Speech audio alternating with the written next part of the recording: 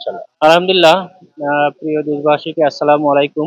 আমরা সবাই অবগত আছি যে আমাদের প্রাণপ্রিয় নেতা বাংলাদেশের ইতিহাসে মানুষের জন্য চিন্তা করে এরকম একজন অভিভাবক বাংলাদেশের বর্তমানে জামায়াতে ইসলামীর আমির ডাক্তার শফিকুর রহমান, তিনি বর্তমানে সুস্থ আছেন। আপনারা অবগত আছেন যে গতকালকে তার এনজিওগ্রাম করা হয়েছে এবং হার্টে যে ব্লক ধরা পড়েছে সেটা স্টেন্টিং বা রিং করানো সম্ভব না এবং অপারেটিভ এতে যেতে হবে। সর্বসম্মতিক্রমে আমাদের বিদেশের চিকিৎসাটা উনি নাকচ করে দিয়েছেন। উনি এদেশেরই জন্মগ্রহণ করেছেন, এদেশেই চিকিৎসা নেবেন এবং গণমানুষের সঙ্গে উনি মিলেমিশে থাকতে চান এবং দেশের প্রত্যেকটা মানুষ যে বিদেশে যে চিকিৎসা নেওয়া সম্ভব নয়, মানুষকে ভালোবাসার এক অনন্য দৃষ্টান্ত উনি স্থাপন করেছেন এবং আশা করি আগামী শনিবার ওনার অপারেশন হবে ইনশাল্লাহ। আমরা বাংলাদেশ জামাত ইসলামী ১৭ আসনের পক্ষ থেকে আমি সবার কাছে ওনার সুস্থতার জন্য দোয়া চাচ্ছি।